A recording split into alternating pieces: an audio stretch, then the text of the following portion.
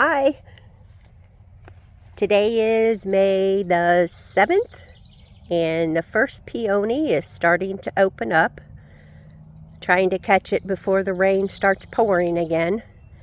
Lots of peony buds, but this is the first one that is opening up. I have a couple of beds here that are filled with peonies and lots of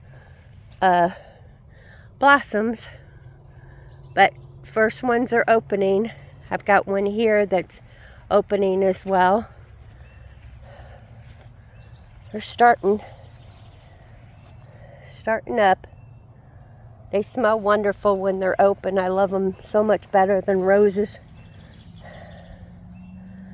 The ants are busy on them already. Peonies need the ants.